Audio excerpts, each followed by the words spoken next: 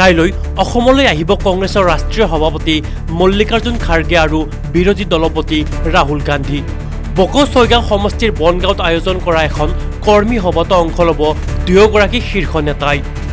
সেয়েহে উক্ত স্থান পৰিদৰ্শন কৰি কাম কাজৰ অগ্ৰগতিৰ বুজ ল'লে প্ৰদেশ কংগ্ৰেছৰ তত্ত্বাৱধায়ক জিতেন্দ্ৰ সিং, সভাপতি গৌৰৱ গগৈ, দেৱব্ৰত শইকীয়াসহ কেইবাগৰাকী বিধায়ক নেতাই। অসমৰ তত্ত্বাৱধায়ক জিতেন্দ্ৰ সিং ডাঙৰীয়া দিল্লীৰ পৰা আহিছে। আমি তেখেতক ইয়াত মাতি আনি তেখেতৰ যোগেদি অহা কাইলৈৰ সভাৰ কাৰণে কেনেধৰণৰ প্ৰস্তুতি আমি তেখেতক দেখাইছোঁ। তেওঁ আমাক কিছু গুৰুত্বপূৰ্ণ পৰামৰ্শ দিছে। আমি ভাবোঁ যে কাইলৈ যিদৰে এটা ৰাজ্যৰ মণ্ডল সভাপতি নিখিল ভাৰত কংগ্ৰেছ সমিতিৰ সভাপতিৰ লগত মত বিনিময় কৰাৰ সুযোগটো পাব, মাত্ৰ অসমৰ বাবে নহয় কিন্তু অন্য ৰাজ্যৰ তুলনাত এটা ঐতিহাসিক সভা কাইলৈকৈ হ'ব।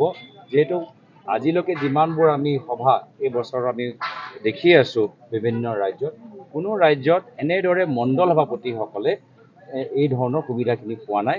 আজি মই ভাবোঁ পৰৱৰ্তী দিনত অসমৰ এইটো মডেল বিভিন্ন ৰাজ্যৰ ভিতৰত তেওঁলোকে অনুকৰণ কৰিব পাৰিব। 26 নিৰ্বাচনৰ প্ৰস্তুতি ক'ব পাৰি নেকি? 26 নিৰ্বাচনৰ প্ৰস্তুতিটো আমি আগৰ পৰাই চলিয়ে আছে, কিন্তু যিহেতু আমাৰ বুথ পৰ্যায়ে বহুতখিনি কাম কৰিবলগীয়া আছে, সাংগঠনিক ক্ষেত্ৰত আৰু এটা খোজ আমি লৈছোঁ, সেইটোৱে আপোনালোকে ক'ব পাৰে। কালি কিমান বজাত আহিব? গোটেইখিনি প্ৰগ্ৰাম আমি সন্ধিয়া ভাগত আমি আনুষ্ঠানিকভাৱে সকলোকে জনাম। ধন্যবাদ।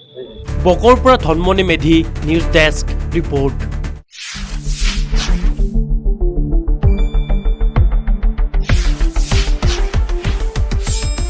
শুদ্ধ আৰু বিস্তৃত বাতৰিৰ বাবে চাই থাকক নিউজ ডেস্ক ৰিপৰ্ট।